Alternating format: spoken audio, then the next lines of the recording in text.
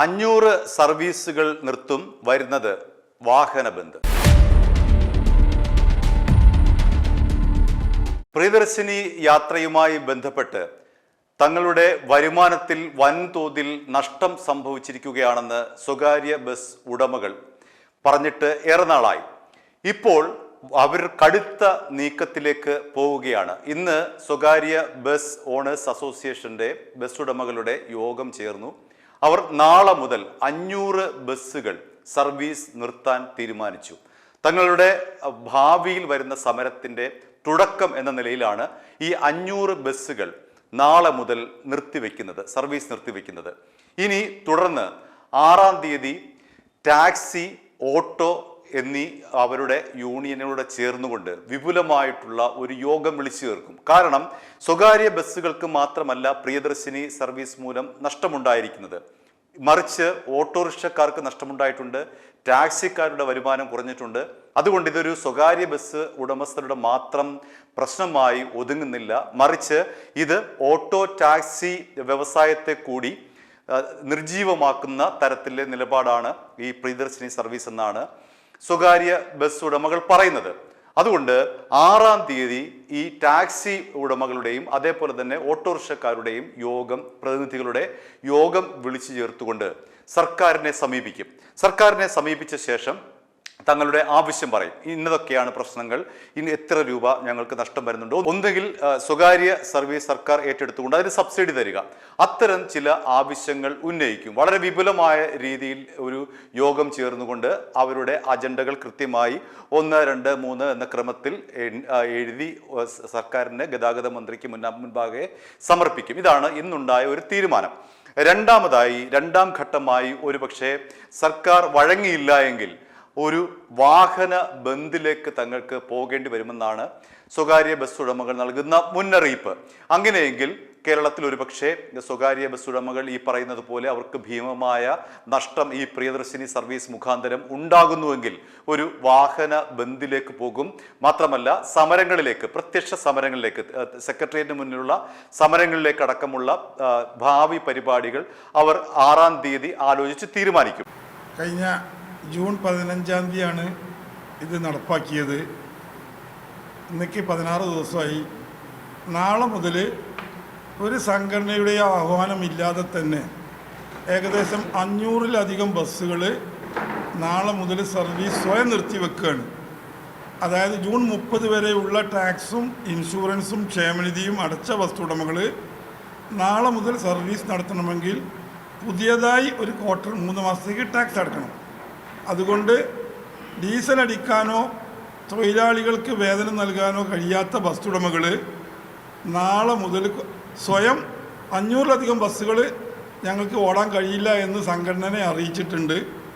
ഏതായാലും ഇപ്പോൾ വിവിധ തൊഴിലാളി യൂണിയനും ബസ് ഓപ്പറേറ്റേഴ്സ് സംഘടനകളും കൂടി യോഗം ചേർന്ന് സാറ് നേരത്തെ പറഞ്ഞ പോലെ അടുത്ത 6-ാം തീയതി വീണ്ടും മറ്റ് ഓട്ടോറിക്ഷ, ഈ പാസഞ്ചർ വെഹിക്കിൾ അസോസിയേഷനുകളൊക്കെ എല്ലാവരും കൂട്ടിച്ചേർത്തൊരു യോഗം ചേർന്ന് മന്ത്രിക്കൊരു നിവേദനം കൊടുത്ത് അതിനുശേഷം ഗവൺമെൻറ്റിൻ്റെ ഭാഗത്തു നിന്ന് അനുകൂല നിലപാടല്ലെങ്കിൽ സർവീസുകൾ നിർത്തിവെച്ചുകൊണ്ടുള്ള സമരപരിപാടികളുമായി മുന്നോട്ട് പോകേണ്ടി വരും എന്നാണ് ഞങ്ങൾക്ക് സർക്കാരിൻ്റെ അടുത്ത് മുന്നറിയിപ്പ് നൽകാനുള്ളത്.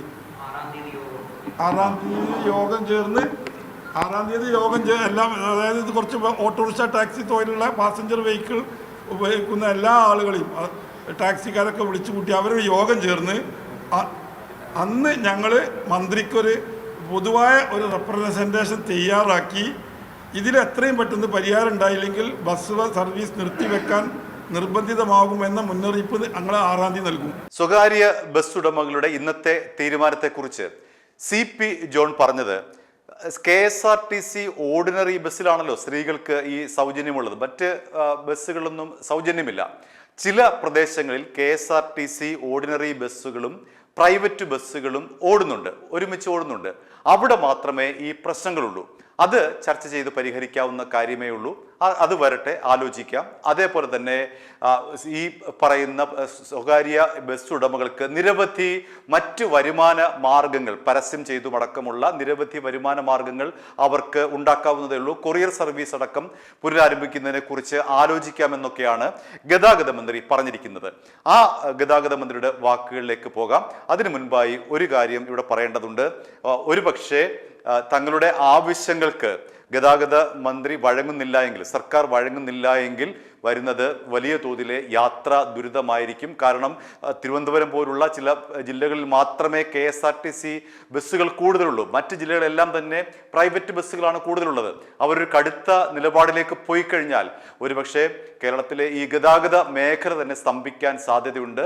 അവർക്ക് പിന്തുണയുമായി ഓട്ടോ, ടാക്സി വിഭാഗങ്ങൾ കൂടി വന്നു കഴിഞ്ഞാൽ അതൊരു സമ്പൂർണ്ണ സ്തംഭനത്തിലേക്ക്, വലിയ ഗുരുതരമായൊരു പ്രശ്നത്തിലേക്ക് മാറും. അതുകൊണ്ട് സർക്കാർ ഇവിടെ അടിയന്തരമായി ഇടപെടണമെന്നാണ് പ്രൈവറ്റ് ബസ് ഉടമകൾ പറയുന്നത്. ഏതായാലും നമുക്ക് ഗതാഗത മന്ത്രി CP ജോണിന്റെ വാക്കുകൾ ശ്രദ്ധിക്കാം. പ്രിയദർശിനി സ്കീം എന്നുള്ളത് ഒരു വലിയ വിജയമാണ്. അടുത്ത കാലത്ത് ഏതൊരു ഗവൺമെൻറ് കൊണ്ടുവന്നതാണെങ്കിലും ജനങ്ങളാകെ സ്വീകരിച്ചതും ജനങ്ങൾക്ക് വലിയ തോതിൽ പ്രയോജനം കിട്ടുന്നതുമായിട്ടുള്ളൊരു പദ്ധതിയാണ്. വാസ്തവത്തിൽ ഇതൊരു യാത്രാ സൗജന്യത്തിൻ്റെ അപ്പുറത്തേക്ക് പോയിരിക്കുകയാണ്. കാരണം ഇത് ജനങ്ങളുടെ, പ്രത്യേകിച്ച് സ്ത്രീകളുടെ വരുമാനത്തിൽ, അതുവഴി കുടുംബങ്ങളുടെ വരുമാനത്തിൽ 2000-നും 3000-നും ഇടയിലുള്ള വാർഷിക വർധനവുണ്ടാക്കിയിരിക്കുകയാണ്. മാത്രമല്ല ഇത് അവർക്ക് കൊടുക്കുന്ന സ്വാതന്ത്ര്യം. ഈയിടെ ഒരു ക്യാൻസർ രോഗിയായിട്ടുള്ളൊരു സ്ത്രീ പറഞ്ഞത് അവർ മരുന്ന് വാങ്ങിക്കാൻ കുറ്റ്യാടിയിൽ നിന്ന് കോഴിക്കോട്ടേക്ക് മറ്റുള്ളവരെ ആശ്രയിക്കുകയായിരുന്നു, ബസ് ഡ്രൈവർമാരെയൊക്കെ ആശ്രയിക്കുകയായിരുന്നു.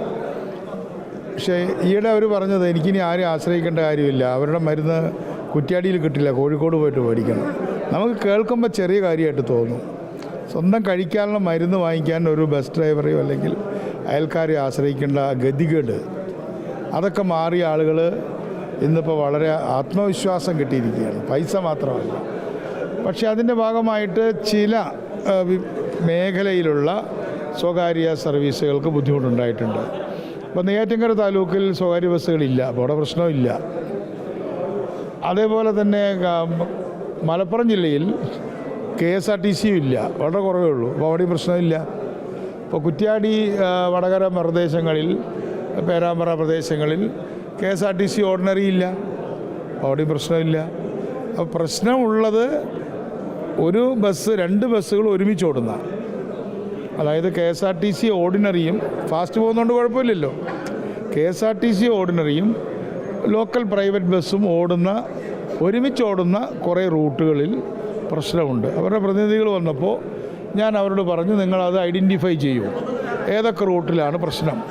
അപ്പോൾ അവിടുത്തെ സമയമൊക്കെ അഡ്ജസ്റ്റ് ചെയ്യാമെങ്കിൽ, ഞങ്ങളേതായാലും സൗജന്യത്തിനോട് കാണുമല്ലോ, നമുക്ക് അഡ്ജസ്റ്റ് ചെയ്യാമെങ്കിൽ പരസ്പരം മത്സരിക്കാതെ നമുക്ക് പ്രശ്നം പരിഹരിക്കാൻ ശ്രമിക്കാം.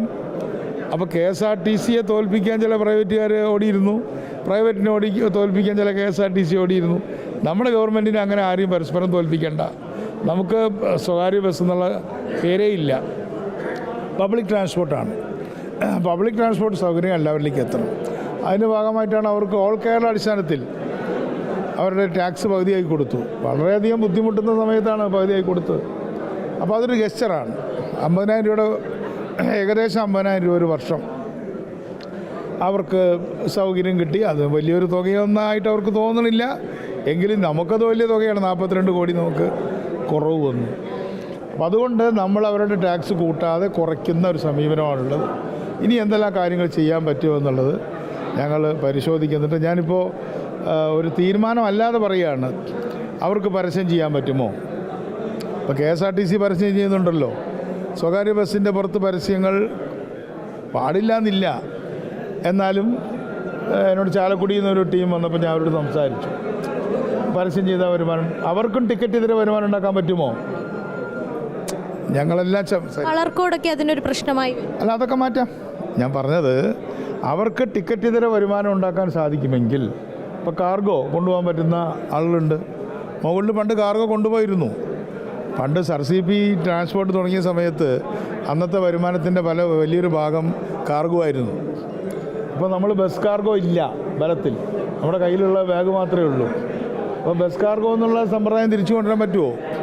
നോക്കാം. Let us try.